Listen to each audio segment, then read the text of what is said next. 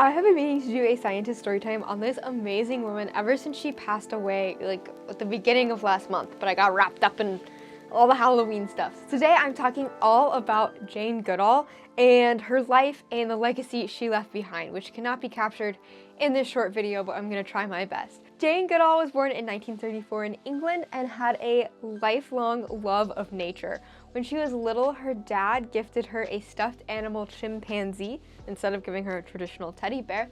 That chimpanzee's name was Jubilee, and she kept it throughout her entire life.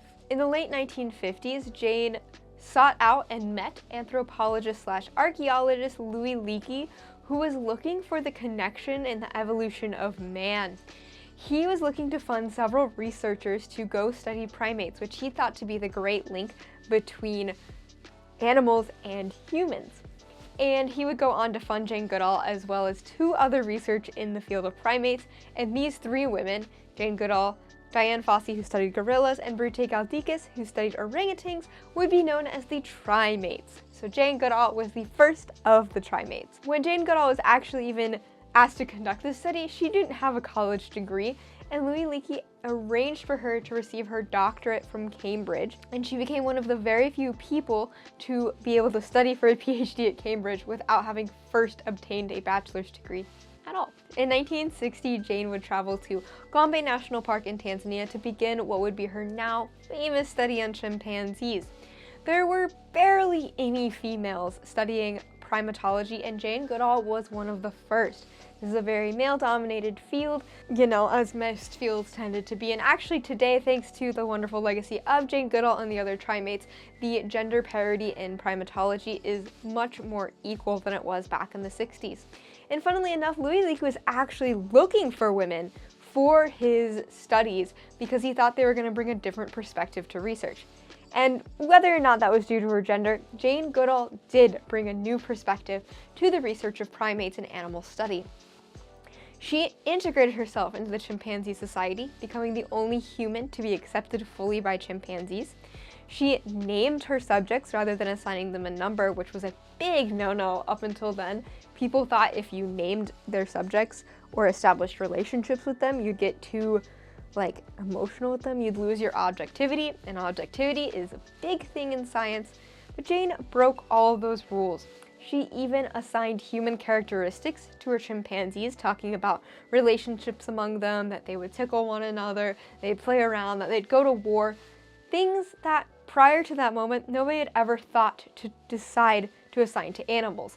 People thought that human characteristics were what made us really, really special, and that nothing in the animal kingdom could have them as well. Thanks to her study, she dispelled two big myths about chimpanzees. One, that they were vegetarian, and two, that they couldn't use tools, because she observed chimpanzees using sticks to get termites out of termite mounds. And chimpanzees were the first animals ever recorded to be using a tool other than humans. Up until this point, people thought that the only thing on this planet that could use a tool was a human. That sounds a little crazy to us today, but chimpanzees were recognized to use tools. Several other monkeys and primates have been known to use tools, and even animals such as octopi or otters have been observed to use tools. So clearly tool use is not solely a human trait. These studies in Tanzania would have probably alone been enough to cement Jane Goodall's legacy in the Science Hall of Fame, if that were a thing. But she didn't stop there. In 1977, she established the Jane Goodall Institute, which was dedicated to promoting research and conservation efforts for chimpanzees, as well as conservation and equality efforts around the world. She has continued to be an activist for pro-conservation, pro-ecology, pro-equality, that's a lot of ologies, and served on boards or chairs of various organizations dedicated to those things, as well as releasing and publishing different books and going on speaking tours. She's not only, did her own research, but basically kind of raised several generations of scientists since then. I remember growing up and learning about Jane Goodall as a kid. Jane Goodall died on October 1st, 2025 in her sleep due to natural causes. She was 91, and she led a tremendously long and full life, studying chimpanzees, breaking ground in primatology, helping us better understand these organisms, helping us better understand conservation and ecology efforts, funding research, being an inspiration for generations to come. So many things. She was actually in the middle of a speaking tour in the United States when she passed away.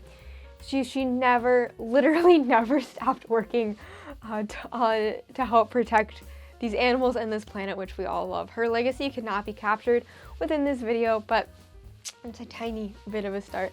Jane Goodall was an absolutely amazing, inspirational person who, I mean, she just recently died, so I feel like a lot of the people I cover kind of feels like ancient history, blah, blah, blah. But Jane Goodall just passed away. She's not ancient history, she is today's history, and she can help us continue to want to have and work for a better world around us. So thank you all so much for watching. I hope you enjoyed this video.